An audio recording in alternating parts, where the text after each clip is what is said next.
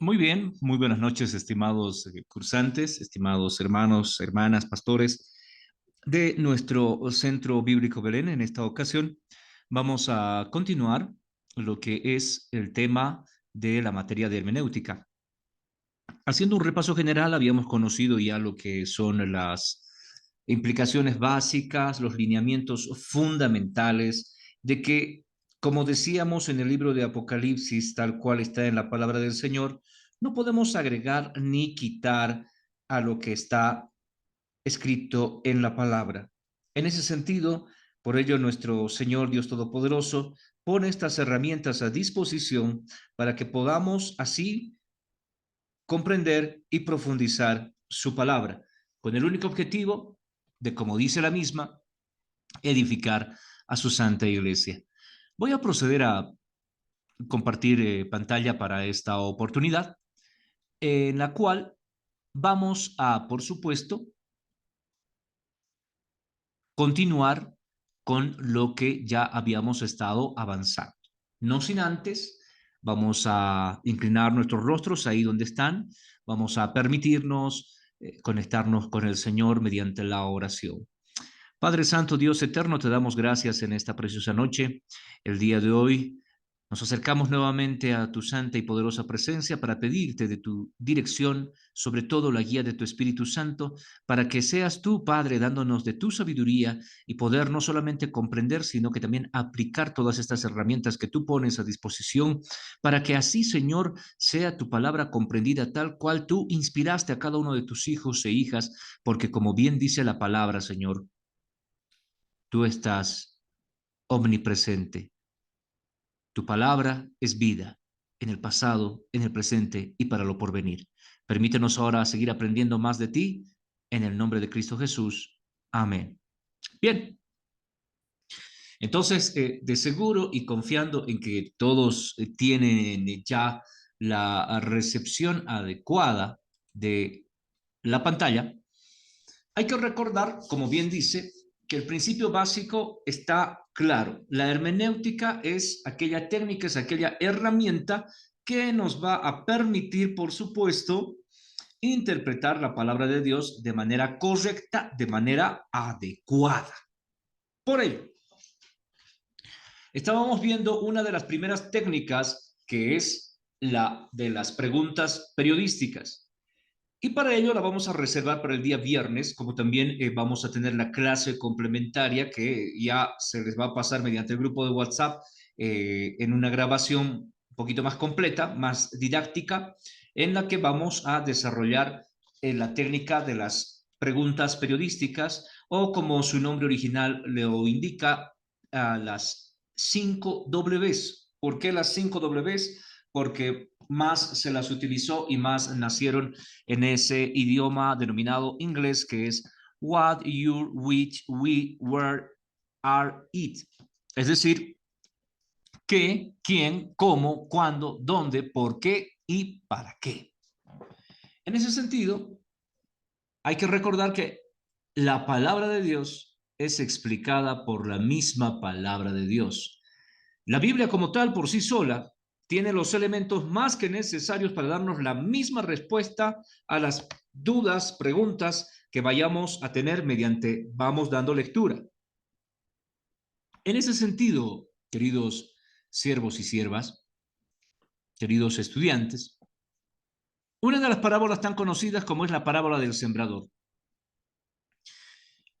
Cuando la leemos desde el versículo 3 al 8 del capítulo 13, nosotros ya queremos en ese momento, y ojo, no estoy descartando lo que es la oración es fundamental, reitero, es vital.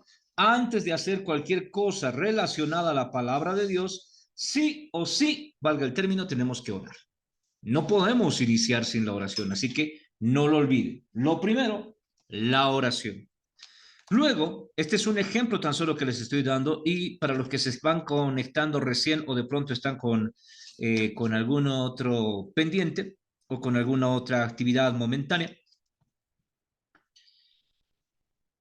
la técnica de las 5 Ws la vamos a profundizar el viernes. Hoy estamos recapitulando con ejemplos precisos de primero la oración y luego la técnica del contexto. ¿Ya? Anótenselo en sus apuntes. Por la gracia de Dios, esperemos que ya en esta semana podamos ya facilitarles el material a Secretaría. Mi persona va a confirmar, por favor, queridos pastores, líderes, les voy a confirmar una vez que ya esté entregado a Secretaría, para que Secretaría tome los recaudos, es decir, disponga ya la manera en la cual ustedes van a poder acceder a ese material escrito. Bien, entonces, este principio, la palabra de Dios, es explicada por la misma palabra de Dios. Conocemos la palabra del sembrador, Mateo capítulo 13, versículos 3 al 8. Entonces, terminando esto, ¿por qué decimos contexto? Es que el contexto parece a esa brújula que habla del norte, del sur, del este y del oeste. El contexto quiere decir, haciendo una revisión de los versículos que están arriba, como de los versículos que están abajo, pero también a la izquierda y a la derecha qué estaba pasando. Inevitablemente seguimos utilizando las preguntas periodísticas. ¿Qué estaba pasando en ese momento?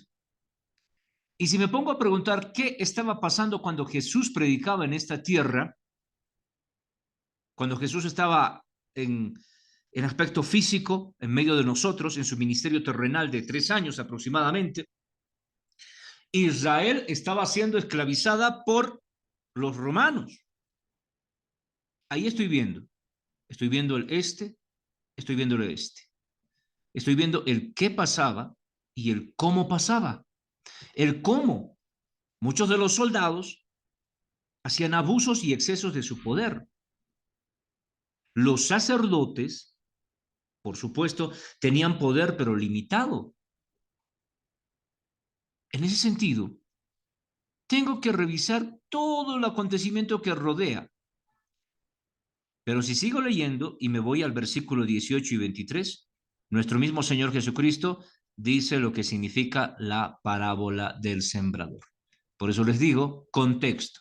Versículos arriba, versículos abajo y hacia la izquierda y a la derecha, qué estaba pasando en ese momento. Por eso es importante también la materia denominada Historia de Israel, que nos da todas las luces, valga el término, para saber qué estaba aconteciendo.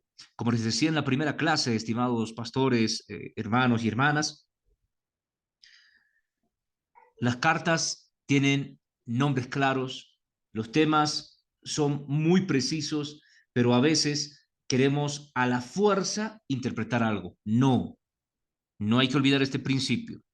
La palabra de Dios es respondida por la misma palabra de Dios.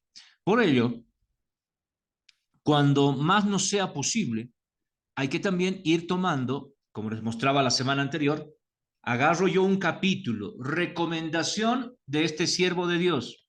Es mejor tomar un capítulo completo. No estoy desmereciendo que muchas veces nos bendice un versículo, y está el versículo más conocido de todos.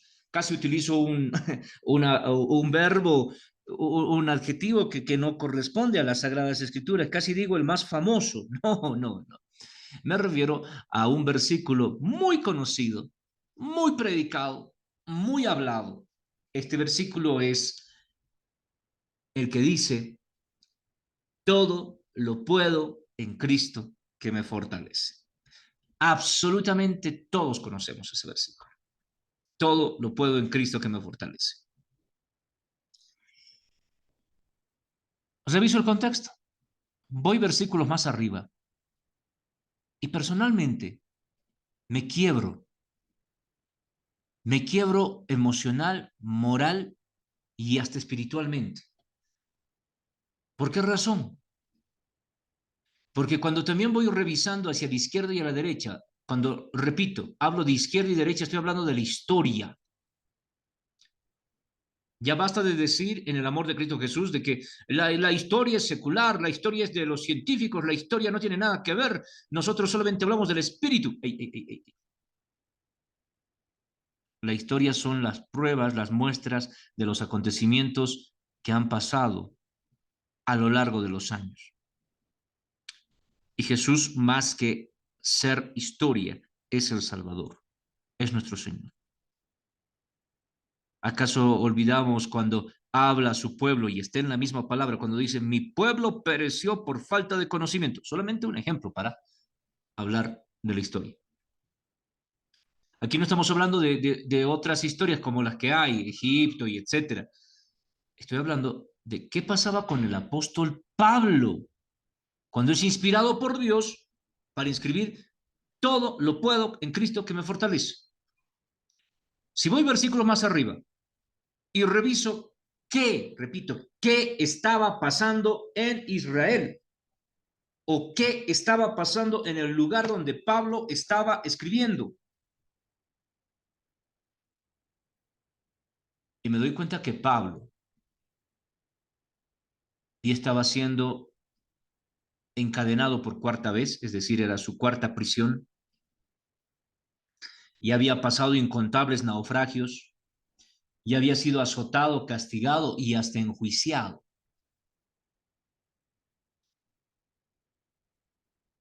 Y versículos más antes hace una exhortación de valor al decir, voy a parafrasear. ¿Qué es parafrasear? Usar sinónimos, usar otras palabras, pero refiriéndome a lo mismo. Cuando expresa el apóstol Pablo y dice, en todo y por todo, he sabido pasar hambre, como también he sabido estar saciado. He sabido estar en abundancia, como también he sabido estar en escasez. Hace una revisión en la que nos está mostrando que la vida cristiana de un siervo que ha sido utilizado de una manera tan, pero tan extraordinaria como la que fue la del apóstol Pablo,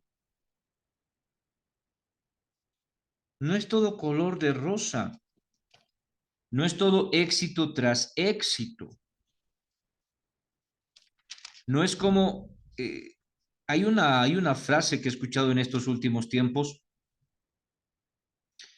eh, venga con el Señor, pacte con el Señor y el Señor lo va a prosperar. Esas son, sí, son hermenéuticas, pero forzadas, es decir, son interpretaciones, pero extraordinariamente forzadas.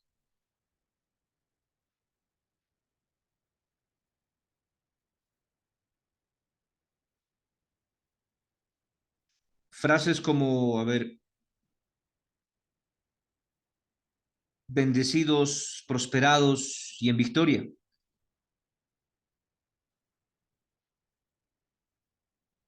Pero ¿por qué no nos vamos a la misma palabra como dice el concepto? La misma palabra, la misma palabra responde a las dudas o consultas que tengamos sobre la misma palabra. Entonces vayamos a Tesalonicenses y en este caso vamos a hacer la revisión del contexto de este texto que, o mejor dicho, de este versículo que tanto nos ha bendecido, que tanto nos anima, nos reconforta, incluso en ocasiones se lo predica. Y claramente nos dice, todo lo puedo en Cristo que me fortalece. Tomamos Biblia entonces ahí donde está, y si aún está en la movilidad o de pronto de camino a casa, no se preocupe. Acá nosotros se lo vamos a leer. Vamos a Tesalonicenses para ver este principio tan importante.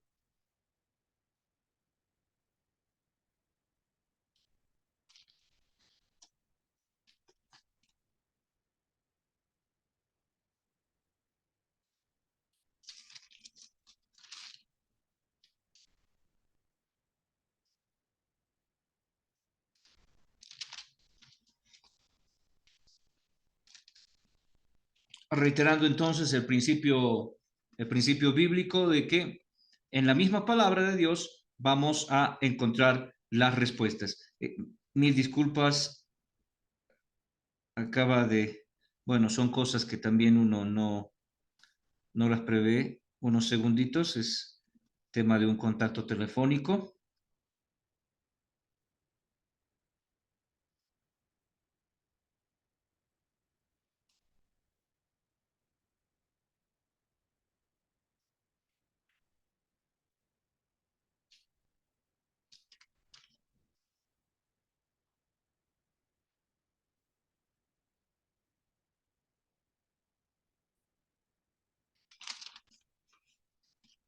Bien, ahora sí, como les indicaba, Filipenses, perdón, libro de Filipenses, capítulo 4, les había dicho Tesalonicenses, perdón, Filipenses, capítulo 4, desde el versículo 10,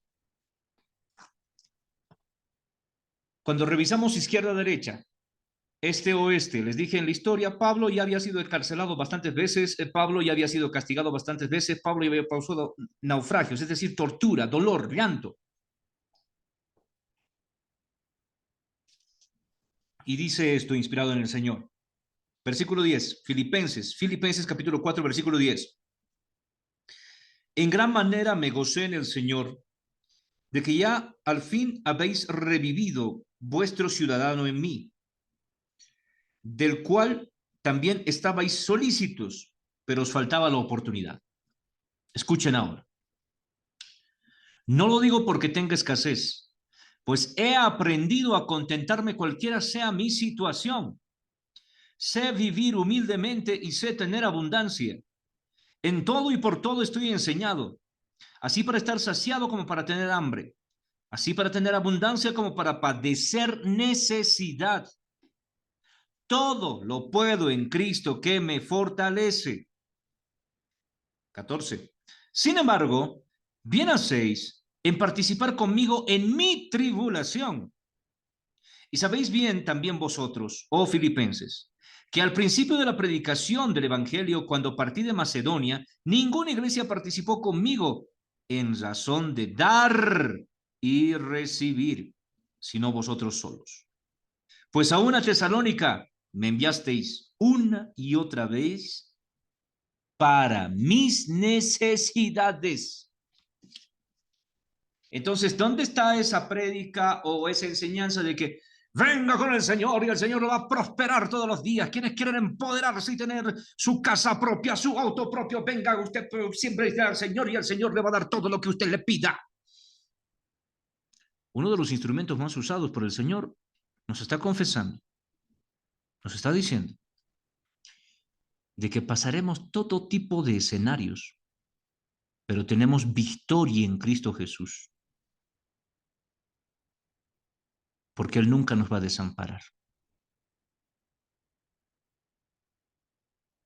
¿Se dan cuenta? Y por ello es preciso, cuanto nos sea posible, tomar las palabras en el sentido original o ordinario. Por eso los siervos de Dios en ese tiempo han utilizado el lenguaje que les rodeaba, las expresiones que les rodeaba. Y como les había mostrado el anterior viernes, así de manera rápida, que este próximo viernes vamos a verlo detallado, no se preocupen, desde las 7 de la noche. Cuando leo todo el capítulo, en este caso Filipenses 4, tengo que anotarme cuántas veces habla de iglesias, iglesias, iglesias. Y entonces ahí me doy cuenta que Pablo está mencionando que Dios utiliza a sus siervos para dirigirse a varias iglesias. Ve, ahí es de donde viene el principio del cambio de pastor. Porque dice Pablo, primero fui desde aquí, llevé a Macedonia, llevé a Tesalónica, pero también ahí en el mismo contexto está mostrando de que ha pasado aflicciones, ha sabido estar lleno hasta saciarse. Y muchas veces nosotros como siervos, o mejor dicho, como hermanos, tenemos algún problema, tenemos alguna necesidad, ya queremos dejar el barco. o automáticamente interpretamos en nuestra hermenéutica, de seguro he pecado y el Señor me está probando. No estoy diciendo que eso no pueda pasar, puede pasar, pero es que en ocasiones hay que entender de que, como dice la palabra, si somos realmente un instrumento,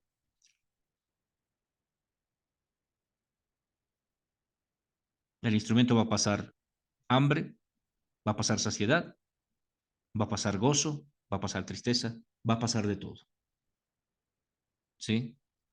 No es solo ganar, ganar, ganar, ganar. Por eso, como dice acá en el ejemplo, en algunas partes el río significa río, el caballo significa caballo. No que a la fuerza, como en alguna ocasión también he escuchado, y Satanás que estaba en el huerto del Edén y ahí Satanás se arrastraba por el piso. Es muy diferente cuando leemos y nos damos cuenta que, ojo, es un ejemplo que estoy dando. Satanás, como ha sido el primer ángel, ha tenido la potestad de poder entrar en la serpiente y usar a la serpiente. Y ahí en ese momento el polvo era polvo. ¿Se dan cuenta?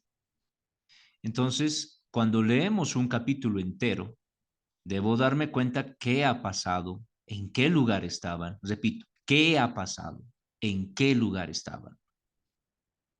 Y si hay palabras que se van repitiendo, ¿qué significan esas palabras? Entonces, con todo esto que les estoy mostrando, no es que quiera decir que la Biblia es muy difícil de interpretar. No. Les pongo un ejemplo, como lo dije el primer día de clases.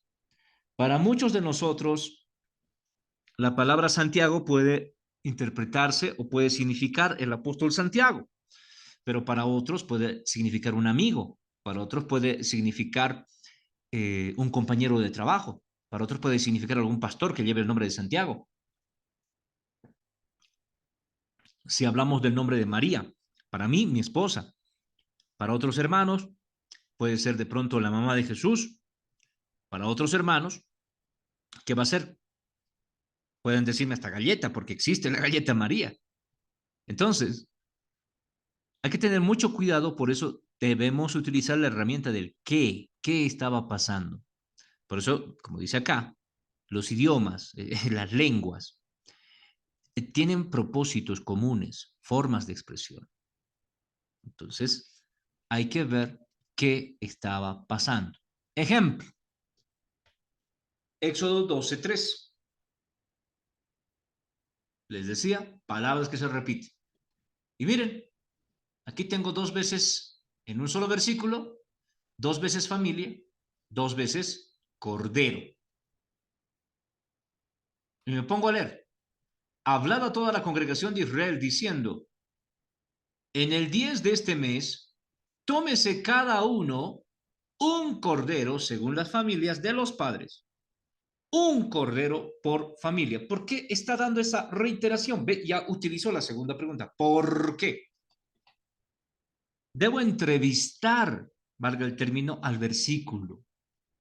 Debo decir qué ha pasado para que Dios dé la orden de que cada 10 de cada mes hay que tomar un cordero por familia, por los padres, y vuelve a decir por familia.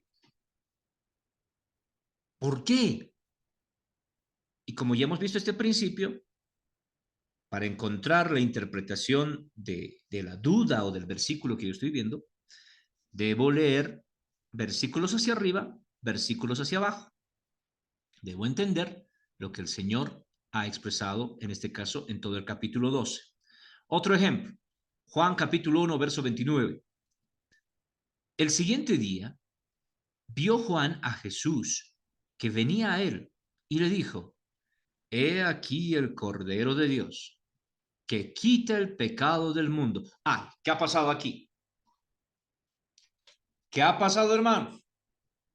Mire, cuando yo trato de leer en contexto, les dije, por favor, comiencen por un capítulo. Pero si me emociono, valga el término, y puedo leer, en este caso, miren, desde Éxodo hasta Juan, y encuentro la palabra cordero. Y miren, en Éxodo, no es que a Moisés, disculpen la expresión, no es que a Moisés le ha dado flojera o no sabía gramática, esto para los que ya han terminado bachillerato o están en alguna carrera universitaria. Moisés, por si acaso, ya basta de estar diciendo, Moisés era analfabeta. He escuchado en prédicas, he escuchado, no me lo han contado, he escuchado. ¿De dónde se sacan que Moisés era analfabeto? Moisés ha sido entrenado como varón de palacio, ha sido criado por la hija del faraón. Revise la historia, revise izquierda y derecha. Moisés fue criado como príncipe de Egipto, por lo tanto era una persona letrada, estadista. Si lo traemos al día de hoy, tranquilamente él sabría derecho constitucional, abogado, ya ahí está. Otra cosa es que han confundido cuando él expresa delante del poder de Dios, de la magnificencia de Dios, de la presencia de Dios, es decir, que él es poco y reconoce y por eso dice, Señor, ante tu magnificencia yo soy tardo para hablar. Y el Señor le dice, pero tú solo vas a pararte y yo voy a hablar por tu boca. No, Señor, no puedo. Yo soy tardo. El Señor quería usarlo, pero él ahí con sus prejuicios, ya, entonces tráete a Aarón. Y si vas leyendo,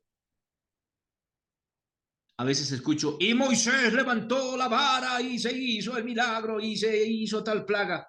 Pero cuando nos ponemos a leer Éxodo con toda calma, y Aarón levantando la vara, Moisés dio la orden. Casi ahí ese es el orden del relato. Entonces, mire, no me quiero desviar es que la Biblia es apasionante, hermanos. Moisés escribe cordero con minúscula aquí, pero Juan escribe también cordero, pero con mayúscula. Es lo mismo que cuando vemos la palabra espíritu en minúscula, se refiere a cualquier tipo de espíritu, pero cuando vemos espíritu con mayúscula, se refiere al Espíritu Santo. ¿Qué ha pasado? Es que antes del Antiguo Testamento se necesitaba sacrificio. ¿Cuánto has pecado, hermano mío? Le he mentido a mi mamá. Muy bien, ve a traer 2 palomas blancas sin mancha alguna y le pediremos al sacerdote que haga holocausto y sacrificio para que tu pecado sea perdonado. Hoy, personalmente aquí en Bolivia, no sé si podamos encontrar paloma blanca blanca y sin daño alguno, sin mancha. Sacerdote como tal, así, dedicado toda su vida 24/7 a la palabra de Dios y que puede entrar al tabernáculo, no lo sé, habría que buscar, ¿no? Habría que buscar. Como Dios es omnipresente, sabía que este tiempo iba a ser tan diferente, acompañado con tecnología para saber usarla en edificación a su iglesia, que por eso vino Jesús. En el Antiguo Testamento esperaban a Jesús y mientras esperaban había que sacrificar corderos naturales, corderos, los animalitos. Pero ahora cuando voy hasta el Apocalipsis, he ahí el cordero inmolado, el único y verdadero sacrificio. He aquí el cordero de Dios. He ahí, cordero inmolado, tiempo pasado. He aquí, tiempo presente, cordero de Dios. Ah, entonces me doy cuenta que una palabra puede significar una cosa en un tiempo, pero si leo el contexto, porque acá no está hablando de Jesús, acá está hablando de que todavía no había llegado Jesús y por lo tanto había que hacer el sacrificio del animal. Pero acá ya vino Jesús porque, a ver, repito el ejemplo, si el día de hoy alguien de nosotros miente y revisamos Levítico y Deuteronomio, había que coser donde el sacerdote, había que coser donde el levita, por favor, ofrecérmelo un sacrificio, ya no quiero mentir, ya, ¿qué hay que hacer? ¿Solo has mentido? Sí, andate 2 palomitas blancas. Perdónenme la expresión, hermanos, pero ni aunque vayamos a la 16 vamos a encontrar paloma blanca. Los de Pofoma de la policía nos van a agarrar y nos van a arrestar, porque es considerado ya como una especie silvestre, o sea, una especie especial de los animales. Hoy nosotros el cordero lo agarramos para el tiempo. O sea, me explico. Dios sabía que en este tiempo el sacrificio es suficiente. Es Cristo. Ya no necesitamos de cosas materiales. Miren cómo con tan solo contrastando, contrastarse quiere decir comparar un versículo con el otro, ya puedo ir sacando una enseñanza, un mensaje. Pero para eso, ¿qué tengo que hacer, queridos consiervos? Tengo que leer. Repito, leer. Debo leer. Vamos un poco más. Entonces, hay que aclarar el sentido de una palabra. Otro ejemplo. Juan, capítulo 7, versículos 38 y 39. El que cree en mí, como dice la escritura, claro, porque es escritura de Dios, de su interior correrán ríos. Y sí, de eso muchos han preguntado.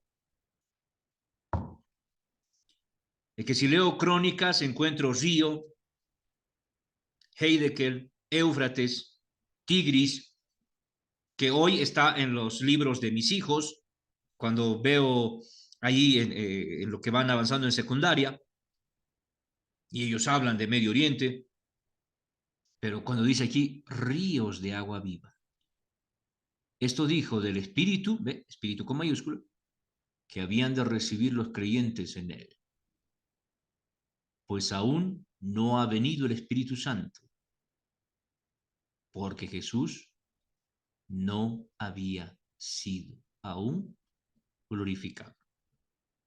En este caso, la palabra río ya no se refiere solamente al río como tal que nosotros lo conocemos. A esto anótense. Anótense, por favor, voy con calma. A esto se le llama metáfora. Repito, metáfora. Metáfora. Y como es una metáfora, es una comparación para poder comprender, porque les pongo en el siguiente caso. Imaginemos, imaginemos nomás. Esto es para entenderlo. Usted es usted, pastor, pastora, hermano, hermana. Usted es usted. Tiene la edad que tiene la profesión que tiene el trabajo que tiene. O sea, usted es usted, no cambia nada. Usted es usted. Usted es hoy, 10 de abril de 2024. Es usted. ¿Qué es lo que tenemos que imaginar? Que la máquina del tiempo realmente existe. Usted ya maneja computadora, maneja celular, conoce lo que es una tablet, conoce lo que es la tarjeta de débito cuando nos pagan del trabajo, corremos al cajero, metemos, ponemos el PIN y sacamos platita. Conocemos esa tecnología. Conocemos teleférico, conocemos Trufi, conocemos toda la tecnología que nos rodea. Muy bien. Imaginemos que viajamos en el tiempo, pero no vamos al futuro. Alguien ya quería decir, vamos a ir al futuro para profetizar. No, vamos al pasado. Pero para que se entienda, llegamos al pasado y tenemos que hablar específicamente con alguien. ¿Y quién es ese alguien? Como la palabra dice, vamos a recorrer porque Dios promete 4 generaciones a futuro. Ahora vamos a recorrer 4 generaciones atrás. Usted elija, pero yo le pongo el personaje. Su tatara abuelo o su tatara abuela. Usted debe encontrarse con él. Ahí está la imaginación. Usted debe encontrarse con él. Pero ¿cuántos años tiene su tatarabuelo o su tatarabuela? Alguien dirá, pero ni sé cómo se llama, pero es obvio. El tatarabuelo, en pocas palabras, era el abuelo de su abuelo de usted. Pues 4 generaciones atrás. y tiene como unos 15 años. Automáticamente muchos diremos, en caso personal, no, mi abuelo pues, era esclavo en la colonia, digamos, allá por Zapaqui. El otro en Cochabamba, se llamaba Villa de Oropesa, del lado paterno. Tienen 18 años. Y lo que me piden es que les explique cómo es un día normal hoy 2024. Es decir, cargo mi celular, prendo mi celular, pero ellos hace más de casi 100 años atrás no conocen ni lo que es celular, ni teléfono, ni radio. Es más, el tren recién estaba empezando, pero con leña, lo que le conocieron el tren a vapor. ¿Cómo le vamos a explicar algo de este tiempo? ¿Y cómo hacer entender a un pueblo que tenía la presencia de Dios lo que es la grandeza de Dios? Por eso se llaman metáforas. Como la mayoría eran agricultores, la mayoría de los hermanos y hermanas conocían los ríos. Y un río jamás se detiene, un río sigue su cauce. Pero ¿qué pasa si al río yo le voy poniendo cosas malas? Le pongo basura, le pongo comida que ha sobrado, le pongo desechos humanos, no creo que tenga que explicar eso, le pongo desechos humanos. ¿Cómo va a estar el río? Ya va a ser un río contaminado, un río podrido, un río muerto, le llamaban ellos. Pero al decir ríos de agua viva, cristalino, bello, transparente, que personalmente, como crecí también en el campo, en la provincia, ver un río cristalino, hermanos, es hermoso. El sol se refleja y pareciera que tuviera tantas estrellas el río. ¡Qué lindo! Entonces esto, mediante metáfora, está diciendo, el que cree en mí, como dice la escritura, de su interior, o sea, desde el corazón, nuestra manera de hablar, actuar, pensar, dirigirnos, caminar, serán como ríos de agua viva. O sea, todo va a fluir. Paz, gozo, paciencia, benignidad, bondad, fe. Ve. ¿Cómo ya rapidito? O sea, aquí está diciendo, sin la necesidad de, tendrá los frutos del Espíritu Santo. Y uno ahí medio que, ¿cómo? ¿Qué? ¿Cuándo? Ah, no, me estoy dirigiendo a un grupo de agricultores. Entonces, queridos hijos, los que crean en mí, en su interior correrán ríos de agua viva. Ah, ¿cómo agua cristalina voy a hacer entonces? ¿Voy a brillar? Sí, pero para eso tenemos que recibir el Espíritu. Pero para recibir el Espíritu, primero Jesús debía ser sacrificado. Y ya ha sido sacrificado y gloria a Él. Hoy nosotros tenemos salvación y vida eterna. Por eso, hay que tomar cada palabra de acuerdo al sentido en su contexto. Por eso, como está este dibujito, debo anotarme cuántas veces se repite una palabra, qué sentido tiene esa palabra en ese versículo o en ese capítulo o en ese libro específico. Por ello, debo ver el libro que estoy leyendo. A eso me refería, queridos hermanos, hermanas, siervos y siervas, de que les he encargado, miren, no sé cuántos días libres han tenido, recuerden de memoria el versículo que los bendice. Mi Dios pues suplirá todo lo que os hace falta conforme a sus riquezas para gloria en Cristo Jesús. Porque nosotros no somos de los que retroceden para perdición, sino de los que preservamos la paz para la preservación del alma. Hebreos 14:39. Perdón, 12:39. ¿Y para qué necesito eso, pastor? Lo necesita para qué? Para que considere todo el libro, sea en el Antiguo o en el Nuevo Testamento. Por ejemplo, una palabra, la palabra fe. En el Antiguo Testamento se refiere a ser fiel, a ser leal, pero en el Nuevo Testamento significa confiar. Entonces, si predico uniendo el Antiguo y el Nuevo Testamento, la fe quiere decir ser fiel al Señor, ser leal con el Señor y cuando vengan las pruebas, confiar en el Señor. ¿Ve?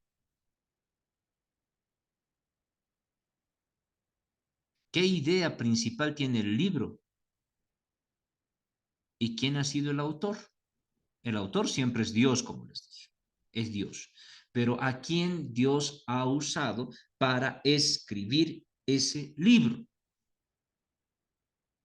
Entonces, anótense, por favor, primera tarea que les voy a dar, primera tarea, y eso va a estar para que ustedes vayan practicando para el examen final. Solo vamos a tener un examen final y vamos a coordinar en qué momento lo vamos a dar, queridos siervos, queridas siervas.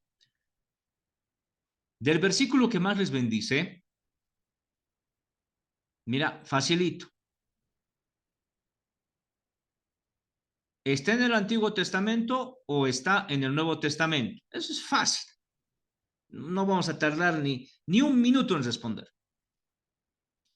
Esto sí, esto sí. Va a ser para que lean para el viernes, para el viernes. Considerar la idea central de ese libro. Si me bendice Hebreos 10:39, entonces, ¿cuál es la idea principal del libro de Hebreos? ¿Qué pregunta me ayuda? ¿Para qué? ¿Para qué ha sido escrito el libro de Hebreos? Porque si nos damos cuenta, como personas, como seres humanos, somos tan complicados, pero Dios nos ama tanto, que por eso nos ha mandado la Biblia entera. Porque si realmente tuviéramos las cosas claras, personalmente, cuidado, esto no lo estoy poniendo como un principio bíblico, es un criterio personal, pero me pongo a pensar, como siervo de Dios, si realmente nosotros lo entendiéramos a Dios como Él quiere que lo entendamos, suficiente sería un libro. O es más, suficiente tener de memoria en el corazón y en la mente. Amarás al Señor tu Dios por sobre todas las cosas y amarás a tu prójimo como a ti mismo. Listo. Porque ahí está resumido todo. Pero no, pues ha habido la necesidad de aclarar, volver a aclarar y reaclarar, y por eso están cada uno de estos libros. Entonces, si a usted le bendice el libro de Josué, busque cuál es la idea central del libro de Josué. Y finalmente, ¿cuál es el autor? Entonces, repito, para el viernes tan solo tienen que decir si está en el Antiguo Testamento, el versículo que a usted le bendice, su versículo, cuál es la idea central del libro de ese versículo que le bendice y a quién Dios usó. ¿A quién Dios usó para humanamente decir, ya, yo ya he escrito, es mío, así que yo soy Pentateuco, soy Moisés, Dios me ha usado para escribir Génesis, Éxodo, Levítico, Deuteronomio y Números? Pero en los evangelios Juan, el apóstol, ya listo. Muy bien, solo eso, nada más.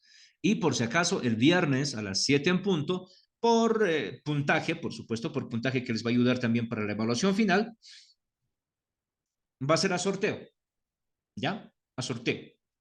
Bien, un poquito más, un poquito más. Otra palabra, carne. Mm, carne. Y ya ha pasado la hora de la cena. A ver, vamos. Entre los cuales también todos nosotros vivimos en otro tiempo, en los deseos de nuestra carne, haciendo la voluntad de la carne y de los pensamientos. Efesios 2:3. Me voy a Gálatas. Tan necios sois, habiendo comenzado lo que es por el Espíritu, ahora vais a acabar por la carne. Gálatas 3:3. Repito, ¿qué tengo que hacer? Veo la palabra, se repite esa palabra, pero ¿qué significa esa palabra? Para eso tengo que ver qué estaba pasando en ese tiempo, qué estaba pasando.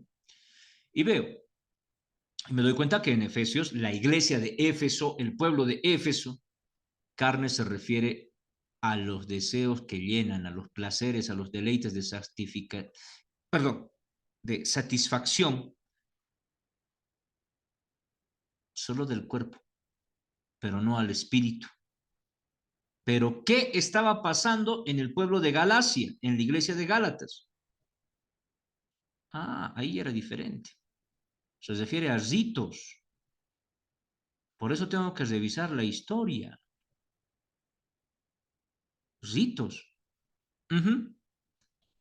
Por eso es que Gálatas también habló de únjanlo con aceite, pero hay que leer hacia arriba y hacia abajo por qué los exhorta de esa manera. Porque en Galacia había varios ritos que estaban empezando a superar la ley mosaica. Es decir, ya hay un nuevo tiempo, es el tiempo de la sangre de Cristo, solo su sangre.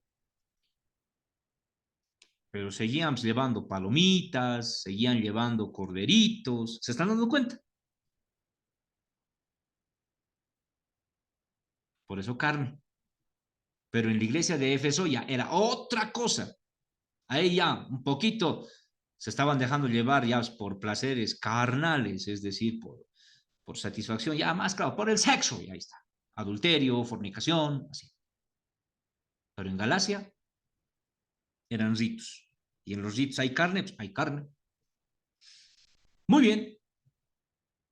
Entonces, vamos a tener una pequeña pausita de unos 2 minutitos para luego entrar a esta etapa que tenemos de preguntas y respuestas. Pausa.